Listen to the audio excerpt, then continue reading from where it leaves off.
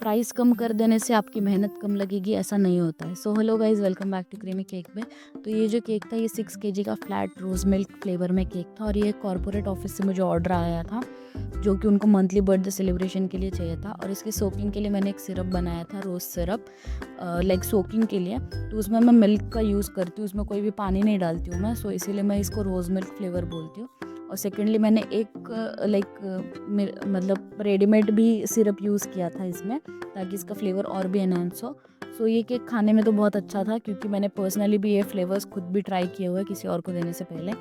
और रही बात इस केक में ये बोलने की कि मेहनत कम नहीं लगती, इसका रीज़न ये है कि इसी कंपनी के थ्रू मुझे और एक ऑर्डर आने वाला था नेक्स्ट मंथ में।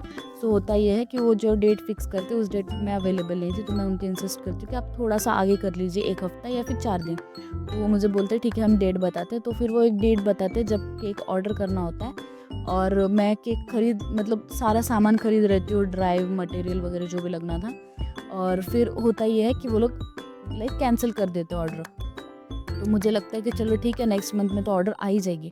तो नेक्स्ट मंथ में मुझे ये पता चलता है कि उनको कोई और वेंडर है जो कि उनको और भी कम में दे रहा है। सपोज़ अगर मैं 1000 रुपीज़ किलो में रसमलाई फ्लेवर दे रही हूँ, तो उनको कोई और मिल गया है जो 600 रुपये किलो में दे रहा है। तो पहले मैंने सोचा था कि मैं ये प्राइस मैच कर लूँगी, बट फिर बाद में मैंने सोचा, जैसे मैं रात को जग जग के 1:30-2 बजे तक ये केक बना रही हूँ, और फिर उसके बाद लाइक डिलीवरी के लिए जाना, तो 300 साढ़े 300 रुपये के ऊपर तो डिलीवरी के लिए जाने वाले थे। फिर थर्ड थिंग था कि पैकेजिंग मटेरियल, जैसे आप ये ड्रम बोर्ड देख रहे हो, तो ये 23 इंच इंटू 23 इंच का ड्रम बोर्ड है, जो कि सिर्फ पैकेजिंग मटेरियल, यानी कि ये ड्रम बोर्ड और ये जो बॉक्स था यही मिला के मुझे 600 रुपये लगने थे। तो फिर मुझे ऐसा था कि लाइक मैं अपने कस्टमर के लिए हमेशा बेस्ट ही देती हूँ। अगर चाहती तो फिर केक पहले भी बना के रख सकती थी, बट हमेशा फ्रेश डिलीवर करना या फिर फ्रेश केक देना, अच्छे से देने जाना, पैकेजिंग अच्छी होनी चाहिए, एक्सपीरियंस अच्छा होना चाहिए। तो उस हिसाब से मुझे जितनी मेहनत करनी थी, लाइक ये केक में आप जैसे देख रहे हो 3 लेयर्स का नॉर्मल केक होता है, ये 4 लेयर्स का केक था 6 केजी के लिए। तो मुझे 7 केजी के लिए भी उस हिसाब से काम करना था।